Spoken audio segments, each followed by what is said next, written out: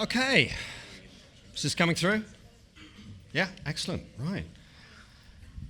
Yeah, good afternoon. Have we had a good time? Yes. Yeah, oh, really? Is that all? Sorry, have we had a good time? Yes, exactly, right. This is one of the more prosaic titles I have ever done for a talk. It very much is kind of what it says on the tin. I was trying to come up with all kinds of witty and clever, I just know. The past, present, and future programming languages, there it is. And if I include all of the slides that I wrote and all of the slides that I didn't write, I'm really grateful that you're going to be here until 8 o'clock in the evening so we can cover all the material. However, right, okay, we won't take that long. So, I am obviously going to have to miss out some bits, and there's an awful lot that could be said and could be added, but I'm going to try and find a through line here that captures some of the history that I think we overlook, some of the interesting trends that are apparent, and trying to make a prediction for the future is always a fool's game, especially now when this is being recorded, because you can now go back. I've ended up doing various talks where predictions about the future have been made, and what I'm deeply grateful that many of those have never been recorded. Occasionally I will get something right, but that's more like coin flipping than anything else. What I'm going to do is, it's not a prediction. The formal term for such things is a projection that allows you to be wrong. So my name's Kevlin Henney, and you can find me in a variety of places, thanks to the foresight of my parents giving me an internet unique name. You can find me either under Kevlin or Kevlin Henney, and I'm in most places. Feel free to connect, etc. So, yeah, given that we're focusing on the past and the present and the future, the past, present, and future walked into a bar. It was a tense situation. Yeah, there's more like this. I just want to lower the expectations for the talk. So anything good that comes after this raises that. I was reading a book last year for a book club that I'm a member of. You get a theme for the book club's identity and outlook. We're called the Utopian Book Collective. And we read this book by Anthony Doerr and Cloud Cuckoo Land. It was published in 2021, which means that all the editing work was being done in 2020, the way that novels are published. And he managed to get one reference cunningly, and I think it was a last minute before it goes to press, reference into the pandemic, because this book is set across multiple time frames. There's 2 or 3 time frames in the 20th century, there's a couple of time frames in the 21st century, and there's a time frame in the 22nd century. Oh, and we mustn't forget the one that is in the 15th century. It spans a number of eras. But what's interesting is that there is a part of the book towards the end that takes place this decade.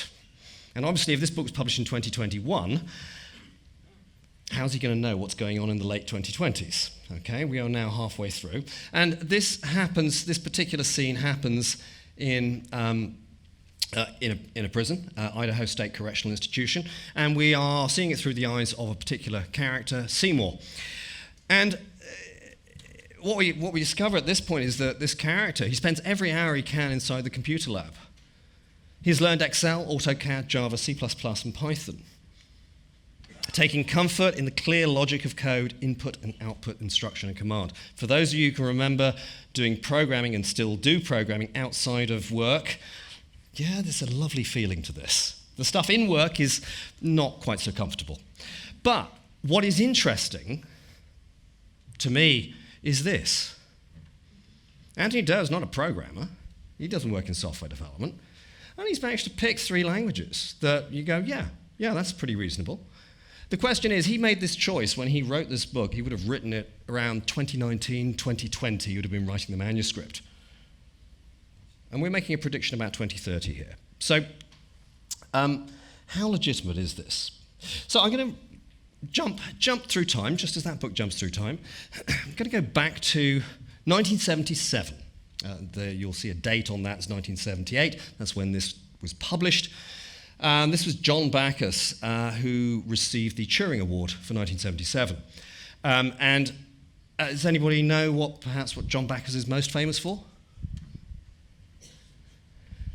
Fortran, yes. And he did penance for this. Fortran was developed by John Backus and his team between 1954 and 1957 at IBM. 20 years later, he's totally into functional programming. Yeah, as far as he's concerned, Fortran was literally they made the syntax up as they went along. It was not intended to escape the laboratory. But like a zombie movie, that's exactly what happened. And he's sitting there going like, and what I love about the title of this talk, it's not short. It is the longest title of any Turing Award speech. It is also the most technical speech. It is just filled with notation. He's talking about compositional style functional programming. But let's look at this. Can programming be liberated from the von Neumann style? A functional style and its algebra of programs. And he does indeed introduce an algebra. The only kind of regular English you'll find is on the front page, pretty much. But just a pause for a moment. He uses the word style, which I find interesting. Because these days, we don't normally just talk about it as a style. We consider this to be this is paradigms. We talk about paradigms. And there's a very simple reason he didn't talk about the functional programming paradigm. It's because nobody was talking about functional programming paradigms in 1977. They were talking about styles. You had to wait one more year for Robert Floyd to start talking about paradigms. If you want to find out, this is the guy who gave us the word paradigms in software development specifically to talk about programming. Of course, the term's been around for centuries, and it is one of those kind of slightly annoying English words, along with all the other annoying English words. And I referred to JF's talk earlier on about silent letters. The G is silent, unless you're saying paradigmatic, in which case it isn't. It's just a banana skin in the English language to go with the field of banana skins that is the whole language. And so, yeah, we didn't have the paradigm word. It had not been imported into programming. From that point on, people started using the P word. By the time you hit the 1990s, it was everywhere. But yeah, this is the guy to blame. So anyway, let's go back to John Backus. Programming languages appear to be in trouble. Wow, that feels really fresh, like it could be 2025, but this is 1977. Let's get a feel for this. Okay.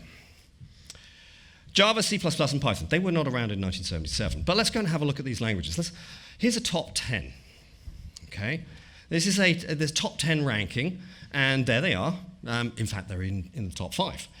I'm just going to make one small modification to the listing here.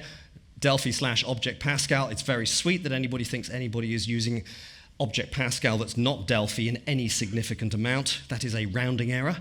And I'm sure that I will get a comment somewhere on YouTube saying, but I use it. Yes, you are the rounding error. Well done.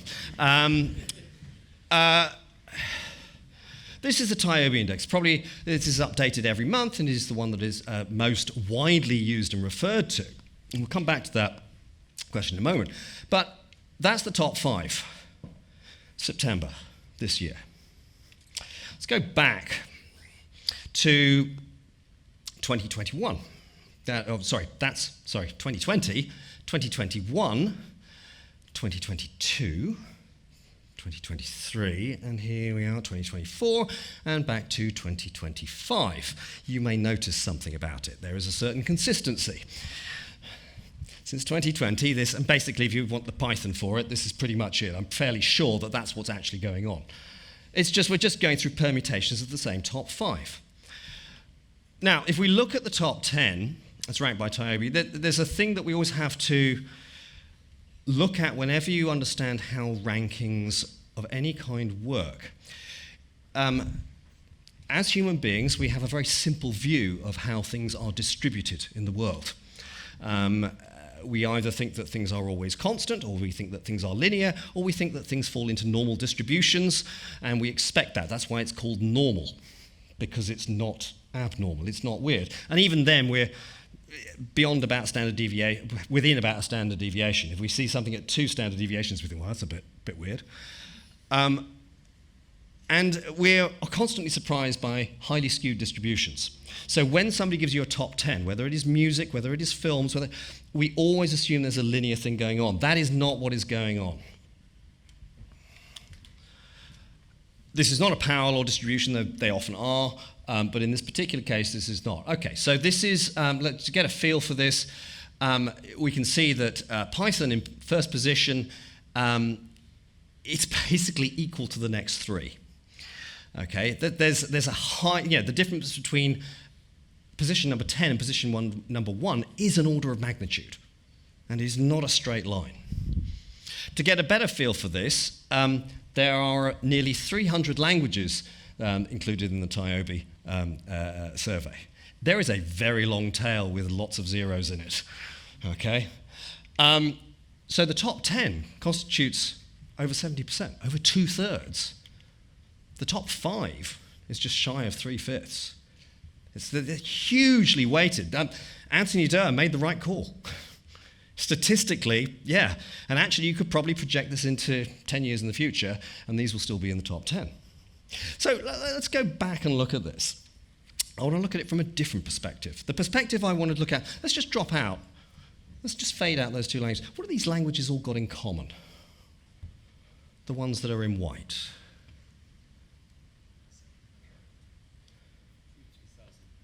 Yes, they predate 2000. Here are all the languages since 2000. I just want to, just a kind of reminder, we are quarter of the way through the 21st century.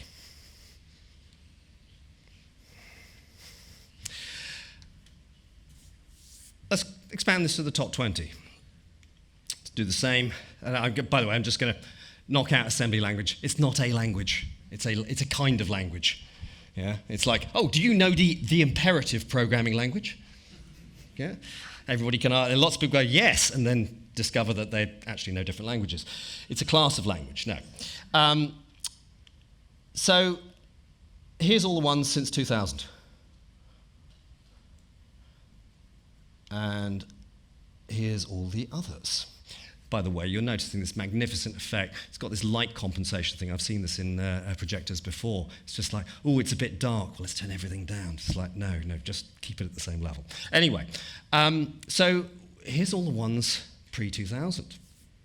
Now, if you look at the trends over time, you see they follow typically what you would expect of year-on-year trends for things that are not popular music or just general year-on-year social structural trends. And there's a few things that, they go up and down. There's a few jumps in here and there. Now, there's a few other things that I want to clarify here, is that Connor Hoekstra has this plrank.com page, automatically aggregates from different rankings. TIOBE's not the only game in town, and there are a bunch of rankings, and they are all based on different criteria. And Connor has this to say about TIOBE, the worst of them all. It's based on really a bunch of web searches, which means it is highly susceptible to SEO and other things that happen. Nonetheless, it is still an observation on activity and popularity. So I'm not going to lean on it too hard. I just want to say, oh, that's kind of interesting. Let's kind of have a look somewhere else. Let's kind of have a look at RedMonk, which kind of has kind of similar kind of curves. We only see a few languages making real leaps here and there. So TypeScript is obviously more present than perhaps it was just invisible on the other one.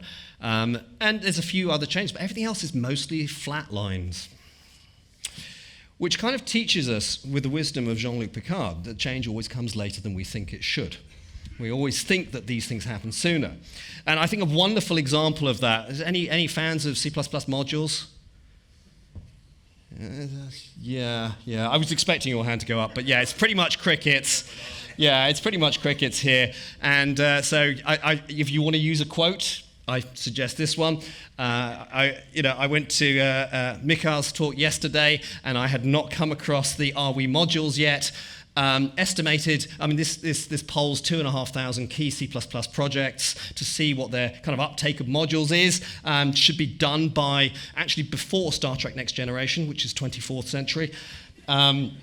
This post dates the original series, which is the middle of the 23rd century. So, It's not long to wait. Anyway, let's go have a look at RedMonk. RedMonk is based on a couple of interesting criteria. It looks at GitHub and it looks at Stack Overflow. Now, again, although it's reliable and consistent with respect to those, that hugely biases in a different way. Okay, so it's not necessarily as volatile and susceptible to web activity and search engine whims, something like Tiobe. And there's a consistency here. But it does rely on how active is Stack Overflow. A question will come back, or how relevant is that?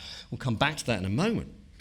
But also GitHub. Now that seems a reasonable indicator for a lot of people. Always remember your own bias. When you're sitting in the middle of a group of people who have similar outlook to you, it's very difficult to see outside that. You will note it. Think about the languages and cultures. Or in fact, importantly, think about a language comes with a culture. Think about the COBOL culture on GitHub. No, that's just not a place that COBOL programmers hang out. Okay. Whereas when we're dealing particularly with languages like C++. We're expecting there to be a lot more activity because C++ programs can't help but reinvent stuff that everybody's been reinventing for years. Just make it that just a little bit faster, just that little bit smaller, just that little bit whatever. And JavaScript programmers are busy kind of like going, it's Thursday. I feel it's time to write a new framework. I haven't written one for at least 24 hours. So, the point there is that some cultures naturally express themselves very visibly here. Others are more based on commercial products. They effectively operate in the shadows from the perspective of things like GitHub. So kind of there is a bias here. Again, that's not to invalidate this, it's just to understand we've got, each of these has some kind of bias and susceptibility in some way or another. Here's the top 20 from that point of view. Again, another recategorization, they put shell. Shell is not a language, especially if you're also including PowerShell. Shell is a class of programming or kind of language. So what they actually meant to say was bash. And for anybody else who's still old school, you actually using Bourne or even TC shell, which used to be my favorite, then I'm sorry, you're just a rounding error. Now, let's do the same treatment here. So, yeah, pre-2000. Yeah, that's kind of interesting. Okay. So let's look at the question of Stack Overflow. Now, some people have said, oh, AI killed Stack Overflow. No, that doesn't appear to be quite right. Because there's a nice big, so first of all, there's a lovely big spike there around the time of the pandemic when everybody suddenly discovered, hey, maybe I'm going to do a programming project. I mean, even my older son learnt some programming because there's time at home to do this. So people ended up doing a lot more stuff on Stack Overflow, but it started declining. The observation made here by Mark Gravel is yes, ChatGPT launched in November 2022, but traffic had been declining since mid-2021. The AI era didn't start the fire, but it did throw gas on one that was already burning. It was not the first dagger in, but it was the next 10. Yeah, just to make sure it's dead. And that's the problem, is that Stack Overflow, and this has been observed in a number of different places. This used to be the place where people would go to get their answers, but it's also the training material for the LLMs. So what's happening now is that people are not going to ask humans what the answers are. They are going to ask LLMs what the answers are, which kind of means there's a particular well that's drying up. And it does leave a bit of a problem for any survey in the long term that is based on looking at this perspective. Then IEEE Spectrum, they do an annual survey. Does AI mean the end for the top programming languages? We'll come back to that one later. Let's have a look at what they've got here. Here they represent, which is quite nice. You can kind of see that kind of skewed distribution. Again, the language is a little bit different. No surprises, Python is still top place. And so when we look at the ranking, when we actually look at the ordering here, again, the usual adjustments, shell to bash. But let's look at this one. Okay, that's since 2000, pre-2000. Okay, so there seems to be, and we can actually see this all the way, in whatever survey you look, there's going to be this bias. And part of that is the incumbent effect. Whoever's already there is already there. And they're busy writing code. And there's already code there. And their job is in maintaining that code as well as adding new code. And that effect becomes a multiplier. Biana noted there are only two kinds of languages, the ones people complain about and the ones nobody uses. Okay? And this seems particularly true. But there is this compounding effect that the more that something is used, the more code that is written in it, and the more that needs to be maintained. And if you're going to add things to that project as well as maintain that project, then it's most likely going to be in the same language or a compatible language. So the point there is that we are at a point here with software development and programming languages themselves where effectively it appears that they're slowing down. And let's talk about that, what we mean by that slowdown effect. So here I've ranked, or rather, I've alphabetically ordered. These are all the languages. So I'm not, again, I've said that each survey has its own biases and weaknesses and whatever. My interest here is not to do some kind of total ordering. It's just to say, here are all the languages, the set of all languages that appeared in one of those top 20s. And it's relatively stable. I've been doing variants of this listing for a few years, actually. And it's relatively stable. There's normally around 30. It's 27 this month in this case. Alphabetically listed. Okay, let's reorder this. Harder to see because it's faded, but trust me, there are words there. I've ordered them by time.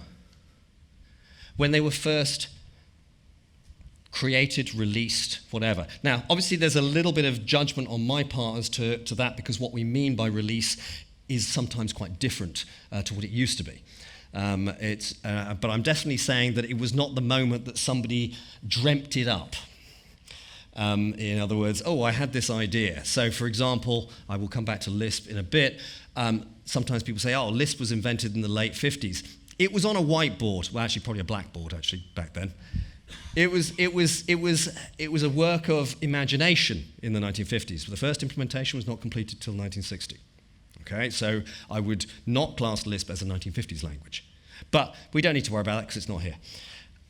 And most of these, and these days we have the idea that certain languages get released in a different way, or they have their first commit in a public space, or there's a first so there are a number of criteria here. However, this pretty much gets us a good time-ordered list.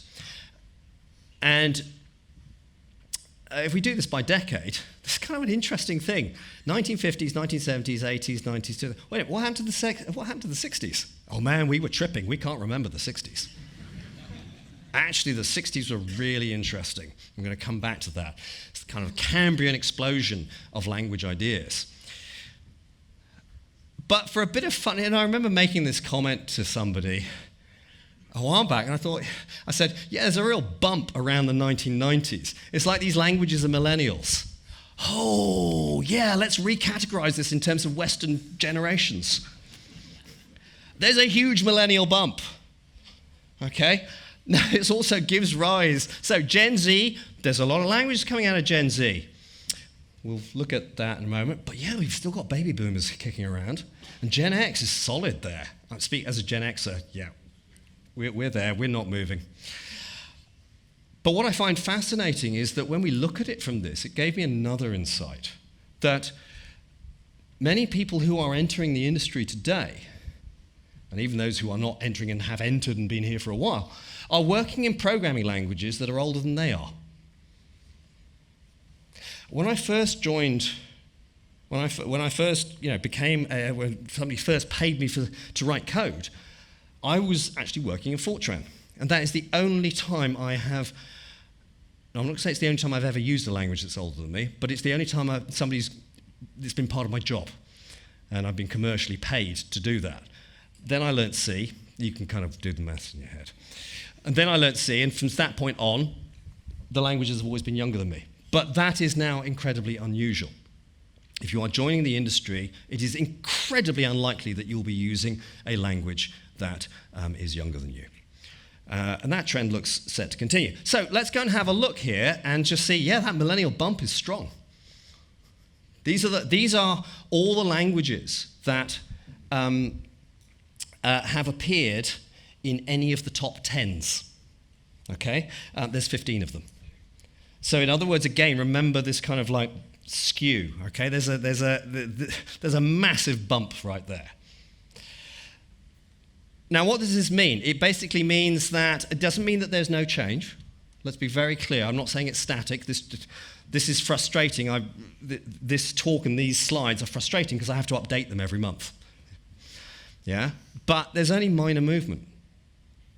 What we're seeing is this effect that's going to be multiplied over time for other reasons as well, is that the languages that we're looking at, it's not that language evolution has stopped. It hasn't. That's not true. But the set of languages that are in the mainstream, the evolution of that has slowed down.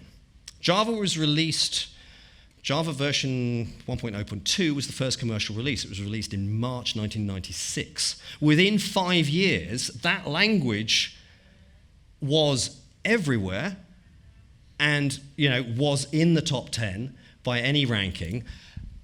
And that has not happened for any other language. I love the fact because, Rust is a new language. No, it isn't. It's not new at all. It's relatively new because we don't get that kind of stuff. Zig is a newer language. There are languages that have been created all the time. So let me be very clear. There is more language invention going on now than there was 10 years ago, 20 years ago. But what's happening in the mainstream, this area, the very long tail, is getting longer and is bubblier. But the bit in the middle, the bit at this end, is slowing down. The languages are themselves evolving internally, mostly by borrowing each other's features. Yeah? But the set of languages themselves is surprisingly stable. So let's go back to the 1960s. ALGOL 68. Has anybody ever written any code in ALGOL 68? Just me then, okay. Now, I was never paid to write any code in this, but you can find emulators and stuff like that. This was one of the most influential languages. A lot of innovation went on, and we're still borrowing ideas from these languages. You may recognize some of the keywords. Let me know if you've not seen any of these before, because ALGOL 68 was responsible for this. Prior to this, people used to use words like integer, but ALGOL 68 said, you know what? It's not really an integer, is it? Because there are an infinite number of those. It's an abbreviated integer, so int feels justifiable. But it gave us union. Oh yeah, and the unions were sum types, not just memory overlays like they are in C. And there was a structure for differentiating and doing the right thing. So, this is how you do Rust in the 1960s. The idea of having variable precision, being able to qualify with short and long, the use of the word struct rather than record. And why do we have to type character? We can just type char and then have debates. There are a few people who still pronounce it car. Don't do that. You mess up with the Lisp programmers, okay? Void for existential angst in your programming language, and elif and phi and stuff like that. So let's look at a couple of examples. What are we looking at here? Fibonacci. What can you use Fibonacci for? Rabbits. Oh, yeah, that's good. Performance. Converting between kilometers and statute miles. Oh, yeah. Just in case you didn't know, that's very convenient. Yes. So here we go. The basic definition, and I did threaten or promise, are you going to this year's Fibonacci conference? It's going to be as big as the last two put together. Yep. It is that bad. So no, let's look at this code in ALGOL 68. So ALGOL 68 is an incredibly procedural language. So it is, and what you get with an incredibly procedural language, it's structured around expressions. So you don't need return statements.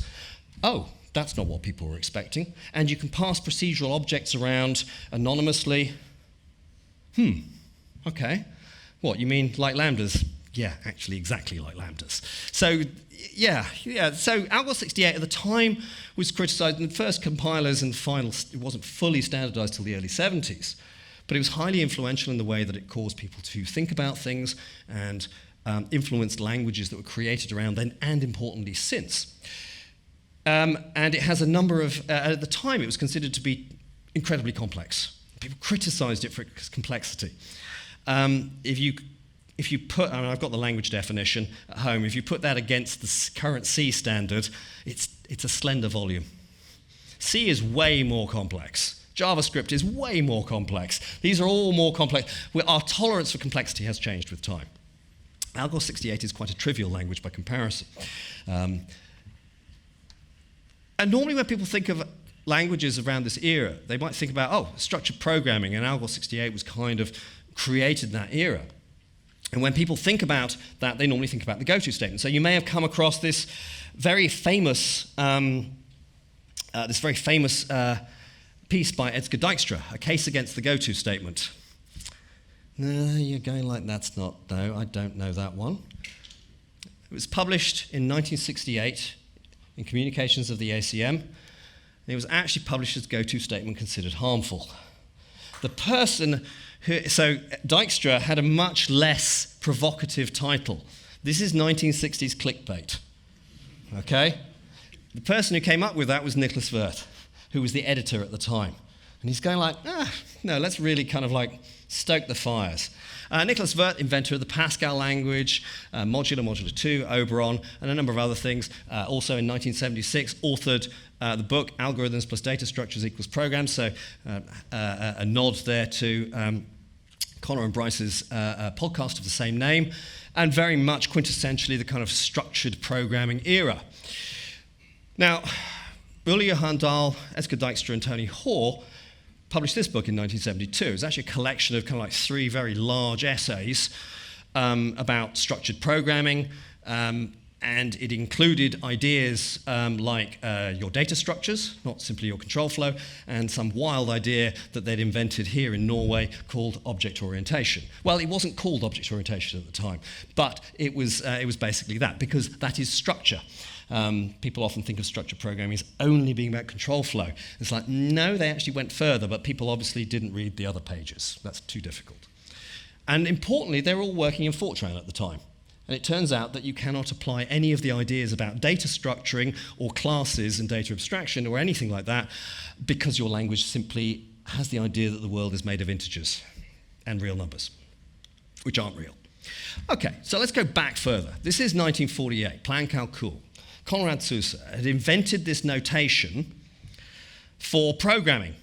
You can tell why it might not have caught on in the era of the teletype. Requires extensive formatting.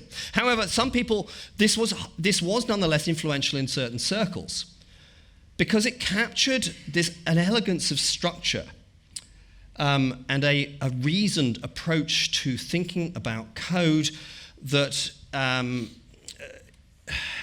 was beyond the idea of like we're just pushing instructions around. Okay, and the number of things, I would say this is kind of halfway between kind of a procedural and a functional style. And there are some interesting things here.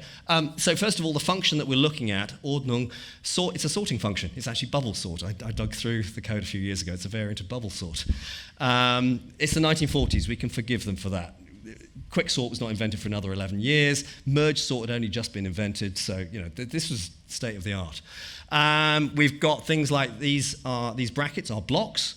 We've got W, wiederholung, repetition. It's a while loop. It's associated with a condition.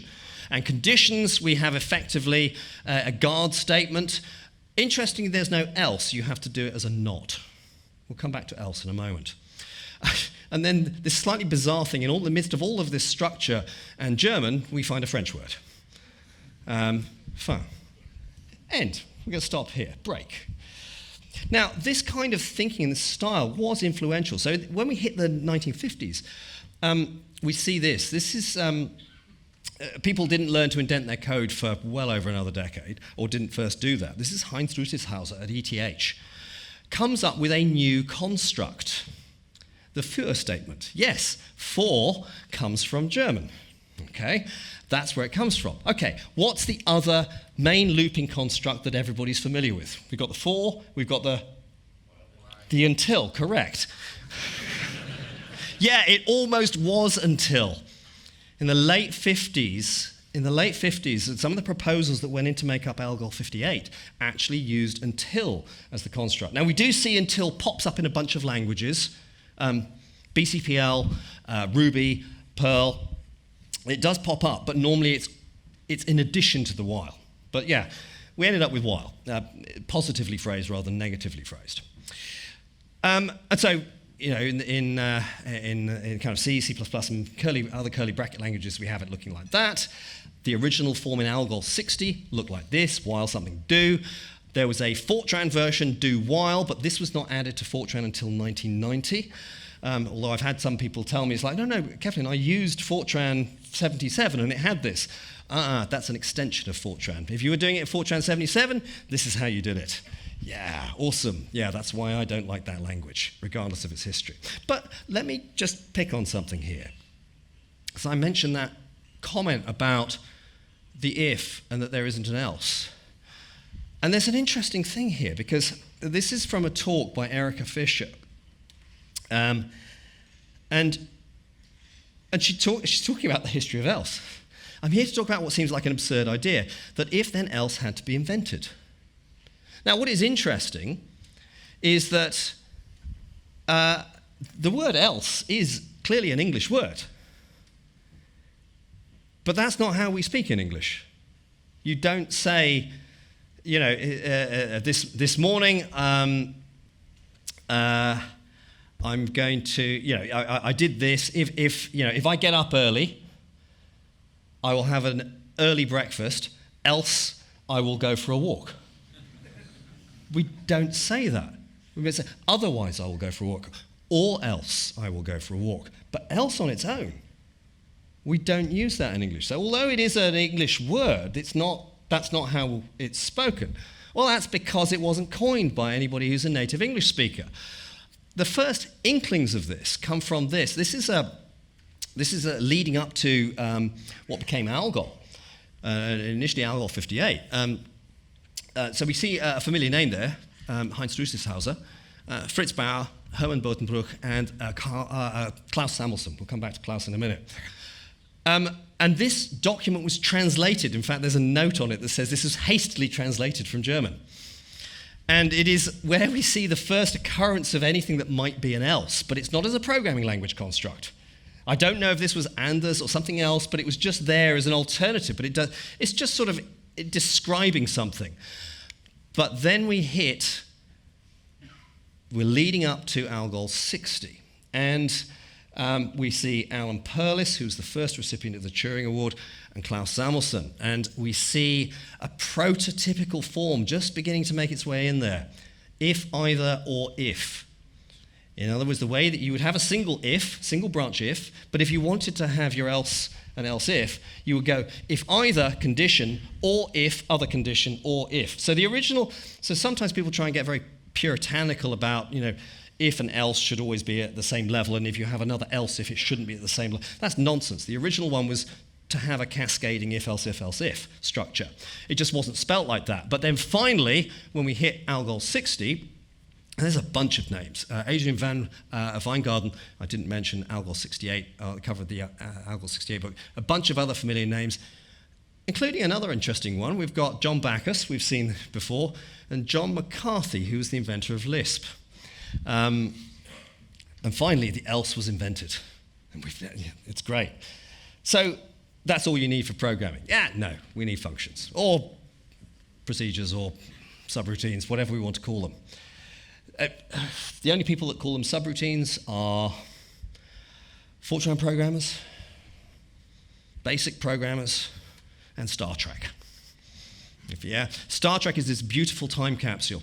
They talked about subroutines, it was in the 1960s, they talked about subroutines, and they've continued to talk about subroutines in all of the eras of Star Trek, because they are sticking to canon vocabulary. Donald Knuth made this observation: subroutines are special cases of more general program components called coroutines. In contrast to the unsymmetric relationship between a main routine and a subroutine, there is complete symmetry between coroutines, which call on each other. And this is from the first edition of The Art of Computer Programming, Volume 1. So that's early 60s. And he attributes the creation and the invention of the coroutine to Melvin Conway. Who has come across the name Melvin Conway? Who has come across Conway's law? Yeah, a few more hands here. Conway's law is, if you want to understand why the C++ standard looks like it does, you need to understand Conway's law. Conway's law, or the paper that gave rise to Conway's law, was 1968. Conway invented the coroutine in 1958. I just love that. So he wrote a paper in the early 60s on its use in creating compilers. What I love is the fact that a number of languages have gone and added coroutines in the last decade. And I've even seen blog posts, because as I was getting into programming, cooperative multitasking was becoming unfashionable. And then history is cyclic. But what I love is a blog that I saw last year, where somebody, last year or the year before, where somebody said, there's this new idea called coroutines. Yeah, so new, 1958. Coroutines are subroutines all at the same level, each acting as if it were the master program, when in fact there is no master program. Zen moment. The coroutine notion can greatly simplify the conception of a program when its modules do not communicate with each other synchronously. Hold that word, module we're going to come back to. Abstraction mechanisms in Clue. Okay, this is published 1973. Bunch of people, including Barbara Liskov, who won the Turing Award in 2008. Who has heard of Liskov? Liskov's substitution principle. It is her, yes. So these are her students. And she was doing some really interesting work, which we're going to come back to. But one of the interesting things, Clue is, honestly, I'm going to just say Clue is one of the most influential languages. Again, it's got features that we're still catching up with. Iterators are a form of coroutine. Yeah. However, their use is sufficiently constrained that they are implemented using just the program stack. So there's an observation. The coroutines are in the air. But iterators, the concept, so here's an iterator for Fibonacci in Clue. That's some nice syntax for the 1970s, I've got to say. And this is what it would look like. Fibonacci, it yields. Okay, so if you go through this, you can see you can declare anywhere. We've got a kind of standard ALGOL while do. We've got a yield statement. And, semicolons are optional, which is interesting because that's become a thing recently.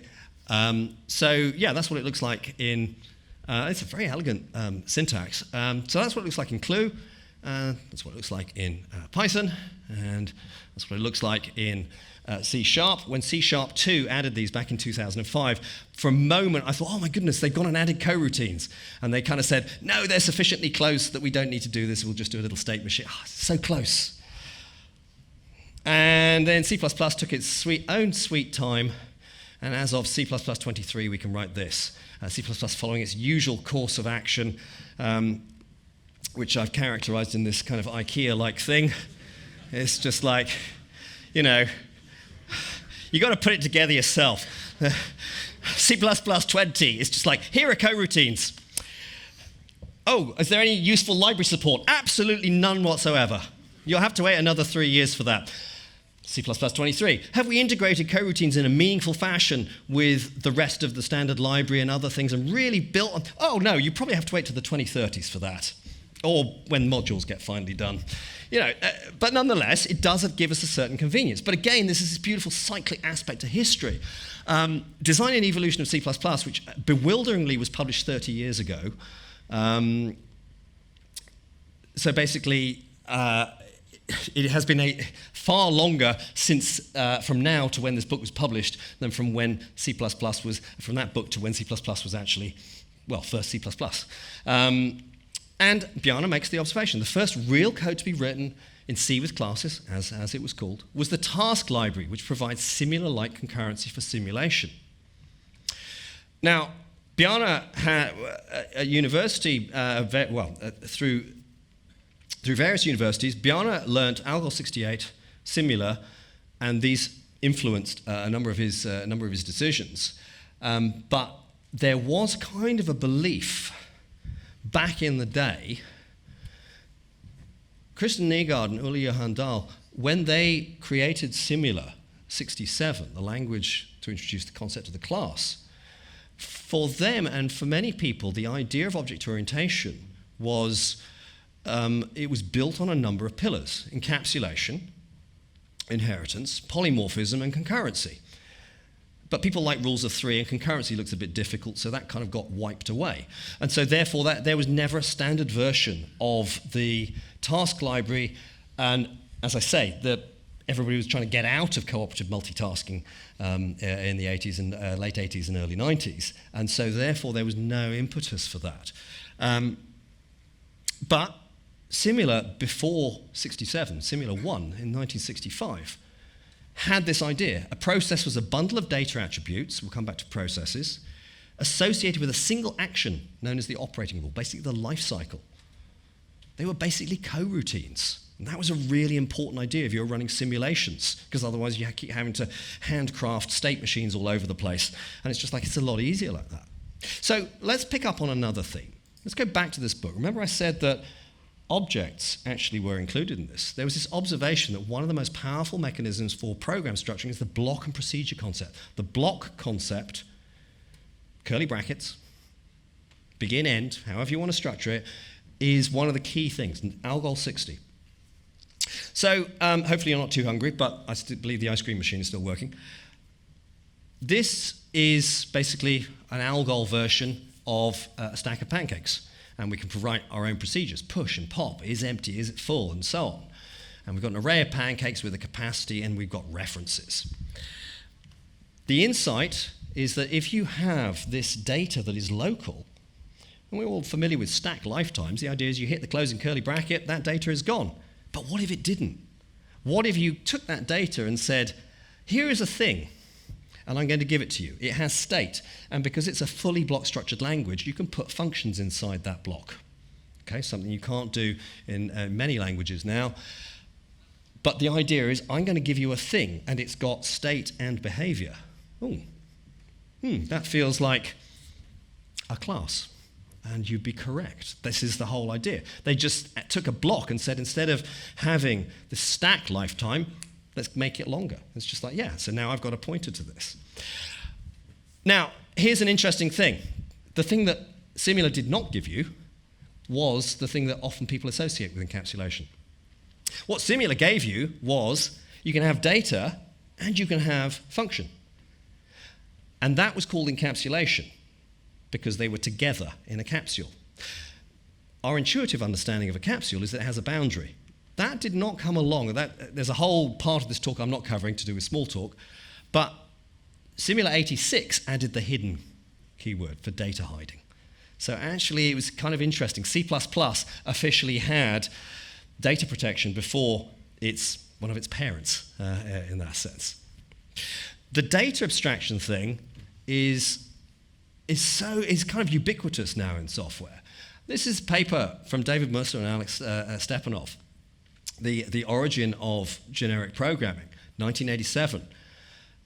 It is well known that data abstractions are crucial to good software engineering. Incredibly well known. Basically, Barbara Liskov invented it, and it's become so well known that when she was awarded the Turing Award for her work on language design, abstract data types, and as well as her work in distributed computing, someone on the internet, her husband found this, said, why did she get the award? Everybody already knows this. Oh, well, I mean, there's two things here. One, it's a fairly classic act of erasure of somebody from history. But two, it's just like, there's a whole thing of like, everybody, oh yeah, they've always known it. No, they haven't. Somebody had to come up with it first. So back to 1974, programming with abstract data types. This is a really key paper. An abstract data type defines a class of abstract objects, completely characterized by the operations available in those objects. Well, this all sounds familiar. A programmer is concerned only with the behavior that object exhibits, not with any details of how that behavior is achieved by means of an implementation. Now, the point here is that these days we tend to talk about objects. We roll all of these ideas together. But actually, the distinct idea of data abstraction, clearly it fits comfortably with the object idea, but it has actually a slightly different history. And just as a point of history, you know the way that people always use stack examples for ADTs or classes and stuff like that, or when they're looking at unit tests? This is the first one. Okay, the first one I've been able to find. You can find one that predates 1974, let me know, please. People have been using stacks, but what they normally do is say, oh, here is an array, and let me show you how it works as a stack. That's not abstract, that's very concrete. The point here is this is what an ADT looks like. The data protection thing came from Parnas's ideas of information hiding, 1972. Okay? A data structure, its internal linkings, accessing procedures, and modifying procedures are part of a single module. But that's not the only game in town. The late 70s, we saw this thing, CSP, Tony Hoare, communicating sequential processes. A process is a unit of encapsulation. It binds state and behavior together. So we've got processes. Now, I remember I mentioned processes a while back with the similar thing. Yeah, processes are a unit of encapsulation. And this is really important. But how do I talk to another process? Well, the view here is not methods, but channels. This is where channels come from. And CSP is a formalism. It makes it hard to express programs that are wrong. Does this phrase seem familiar? Yeah, I might have written this slide during yesterday's keynote. I might 100% have written this slide during yesterday's keynote. So what language am I going to talk about? Because if it compiles, it usually works. What language am I going to talk about? Occam 2, correct. Occam was created in 1983. It was an implementation of CSP. It is one of the most purely and orthogonally designed languages I've ever come across. When I learned, I did a master's degree in parallel computer systems. And when I learnt it, I remember saying to a friend, I said, if your program compiles, it probably works, with the exception of maybe deadlock. I said, that's the only thing. It is brutal. It really doesn't like things like type conversions or anything like that. Yeah? It has a type system that makes Rust weep like JavaScript. Okay? And it is one of the most procedural languages I have ever come across. But that's a good thing in the sense it has pure block structure, pure orthogonality. It has channels, but it also has an idea of immutability that makes Haskell look like C. It is incredibly strict about mutability and immutability. And just kind of to give you a sense, there's Fibonacci, there's a channel of integers, there's your messaging, and it's got this very regular structure. Oh, it uses indentation to show, oh, there's a whole load of stuff here. Also, something I didn't point out in the clue example, multiple assignment. That goes back to 1963 and CPL, the progenitor of BCPL, progenitor of C. Multiple assignment or parallel assignment, A comma B equals C comma D. That was present there. It was present in clue. It was present in Occam. It's present in Python, and then, yeah, other languages have started adopting it. These days, everybody thinks about Go when they talk about channels. Again, multiple assignment, a bunch of stuff there. So there's a whole load of stuff here that's going on, which is kind of interesting. So there's an interesting question here. Coming back to John Backus. Interesting observation. Conventional programming languages are basically high-level complex versions of the von Neumann computer, which is an instruction-based computer, highly imperative. We have instructions and we have memory that we work on and we change state. Von Neumann programming languages use variables to imitate the computer's storage cells, control statements to elaborate its jump and test instructions, assignment statements imitate its fetching, storing, and arithmetic. So he was advocating functional programming. Let's go back. This is the composite of all the top 20s. So 27 languages here that are considered popular. Let's highlight all of the ones that are functional programming languages. Oh, that was easy. Okay, that's, some people go, yeah, but I do okay. Here's all the languages in which people say they do functional programming. Now, they are either explicitly hybrid languages, like Scala, or they are languages in which features have been added that people recognize as being functional, but they are not wholly functional. Haskell is nowhere to be seen. But what is interesting here is there is one language that is actually purely declarative. People often confuse functional and declarative. Declarative is the broader category to which functional belongs. And there is this idea. So SQL is actually, interestingly enough, we've got we've got this kind of construct. It's declarative. It's rather than talking about changing state, we're asking questions or talking about relationships. I can do that easily in Python. I can do it in Haskell. The notation in maths is the set builder notation. That's where all these ideas come from. It's basically logic programming, not functional programming. The numbers from the set of, well, in fact, to put it another way, select number from the numbers that are members are a number that is a member of numbers, where this condition, modulo 2 equals 0, is satisfied. We see this in the link extensions to C#. But we also see it in the style that is used. If I elaborate that in C# into kind of lambda and named method form, it's actually a little bit easier. I can see that in Java. And then there's C++, bless his cotton socks. People just love a bit of a syntax there. If we tidy it up and actually, we could put that on one, but yeah, there's a little bit of, there's still some space to go. So there's all of these wonderful ideas, but some of these, when we start talking about functional programming, Simon Peyton-Jones made this observation. Simon Peyton-Jones, most known for Haskell. Excel is the world's most popular functional language, which upsets a lot of programmers because it turns out that everybody in the accounts department has been doing functional programming as part of their day job for far longer than they have. And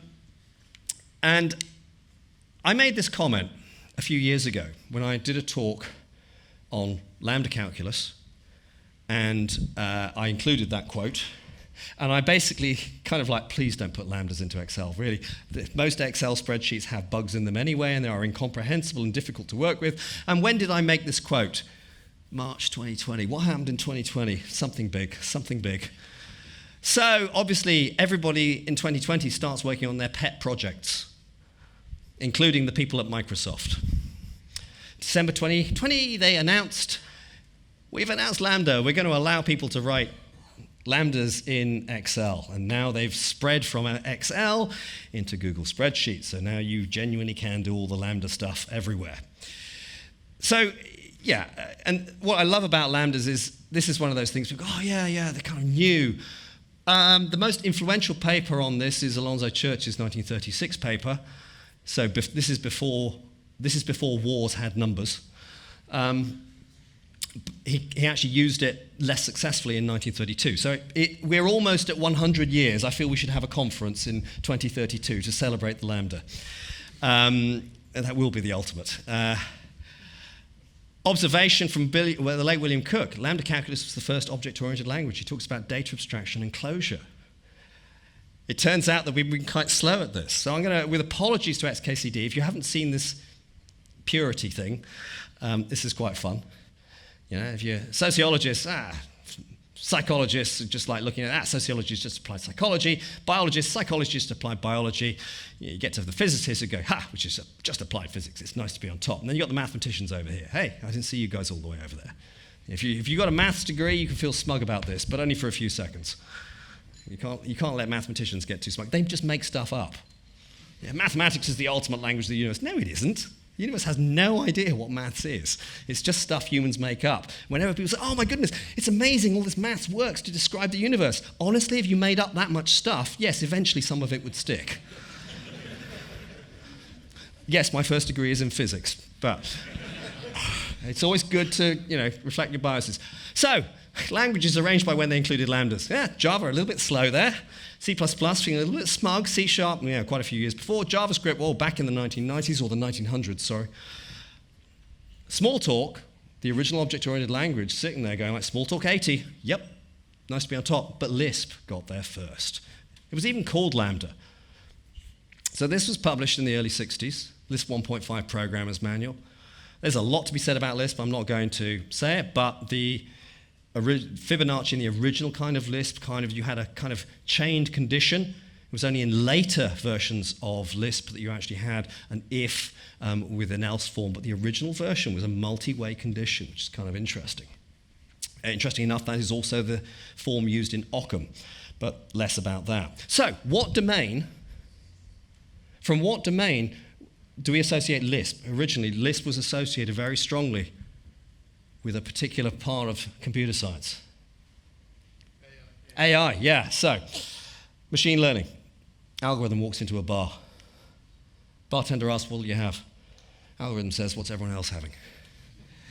Which is kind of important, because this is where I'm going to kind of start wrapping up the talk. Because we've kind of already seen that there's a number of trends in play. There's the trend of the incumbent, the fact that there's so much code out there. The fact is that people are always going to invent new languages, and it's actually easier to create new languages now than it ever has been. That's going to happen. But the existing code that is out there has a huge, huge weight. It has a weight in terms of your employment. It has a weight. You know, I can either stick with my set of skills, or I can try something else. Some people are going to try something else.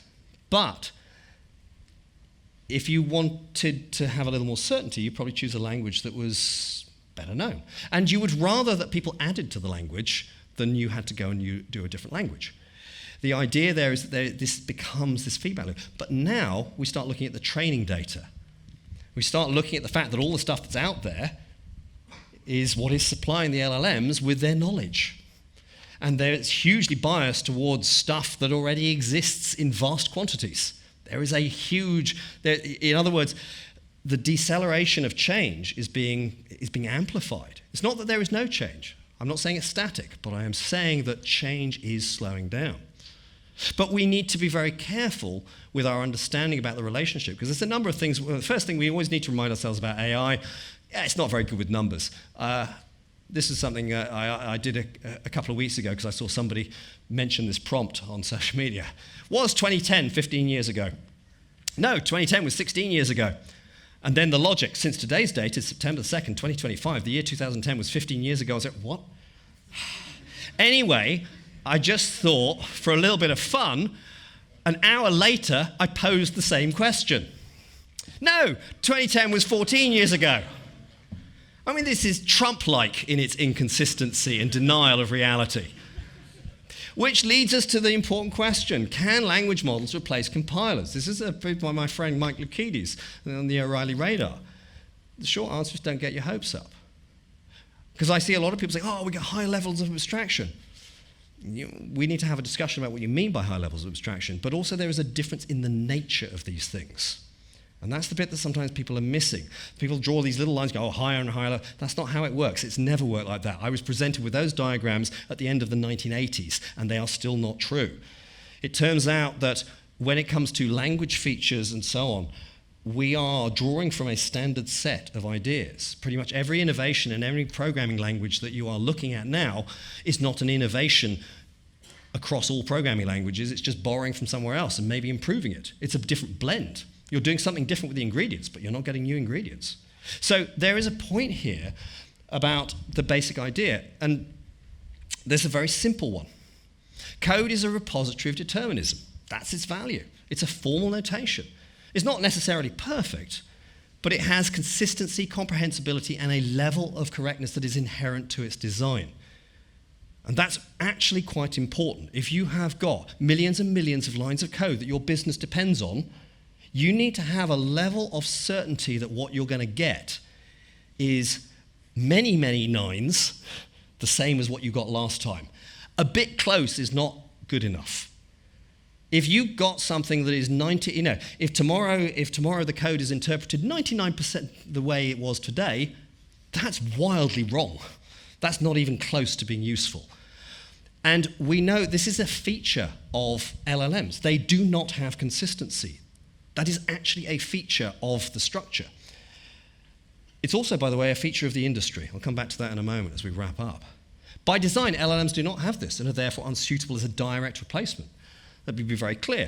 It doesn't mean they can't be useful. It doesn't mean they cannot be used to generate code, but it does mean they cannot be used to replace code. They are not that.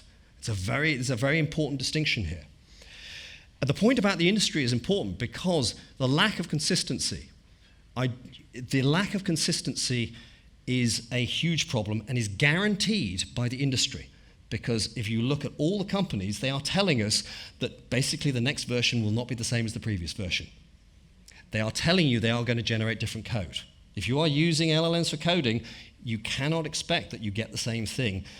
I mean, we know that on a day-to-day basis, but I'm telling you on a year-to-year basis, they're actually guaranteeing. Their promise is that the industry we're going to get better, we're going to change things. They're not saying, and we will guarantee that every answer you ever got in the past will be the same in future. They have guaranteed that they will not be consistent. So if an industry tells you we will not be consistent, I think I'm inclined to believe them. So understand the strengths and weaknesses here. So we are left with something that I quoted in 97 Things Every Programmer Should Know, a quote from the American journalist Edward R. Murrow from the 1960s. He made this observation: the newest computer can merely compound at speed the oldest problem in the relations between human beings.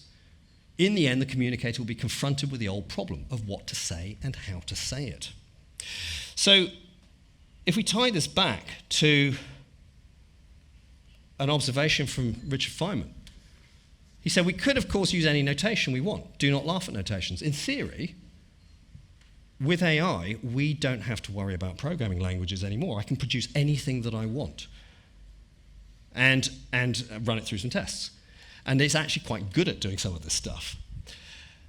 Invent them, they are powerful. In fact, mathematics is to a large extent invention or better notations. But here's the point. In theory, the AI era liberates us from sticking to the mainstream languages. That's a really interesting. I've seen some people advocate that this is what will happen. The problem is not only is there no evidence that this is going to happen, evidence of the opposite is happening. The idea is that people are relying, well, if it doesn't matter, then I might as well just use the languages that are there, or the languages that the LLM is comfortable with. Yeah? And so it turns out that LLMs use code. I asked some statistical questions of ChatGPT the other week, and it gave me a rather bizarre hallucination, and I tried to work out what was going on, and I asked how it had done it, and it told me it had used Python and pandas. In other words, the LLMs are using the old languages. We can't take the old languages away because the LLMs actually use them. It's looking at it going like, honestly, I have no idea how to do this consistently, so therefore I will generate code to do it. It turns out that it's not just us that are consumers of this stuff. So, we have this observation from Backus in the late 70s. Each successive language incorporates with a little cleaning up all the features of its predecessors plus a few more. This feels true, but what he did not know at that point, and could not have known because it was only 20 years into the kind of programming language era, is that actually what goes on these days in the 2020s is each successive version incorporates with a little cleaning up all the features of its peers plus a few more. Languages are cross-fertilizing. That doesn't mean they're going to become the same. But you can normally go to a language and say, hey, what do you do for Lambdas? And the answer will be meaningful. What do you do for this? What do you do? What about pattern matching? Oh, we've got that, or we're about to have that. In other words, there's all these things. They're all just borrowing from each other. Different syntax in many cases, but the pool of ideas is surprisingly small. And every now and then, people are kind of hoping that functional programming will make a proper breakthrough and that it will all be declarative next year. And that's the question he's asking here. Can programming be liberated from the von Neumann style? He said this back in 1977. We have an answer to this. There is a thing called Betteridge's law. The maxim that any headline that ends in the question mark can be answered no. Not only do we have basically half a century of evidence that no, it's not going to change, it's just not the way that people are. Yeah? We could do that. Lots of things are possible, but only a few things actually transpire. And mostly because the past is a silent partner with a very big vote. Thank you very much.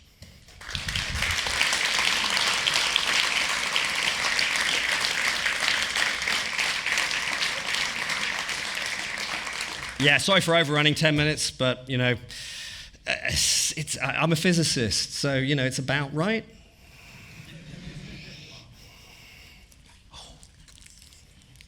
Ooh, sweeties.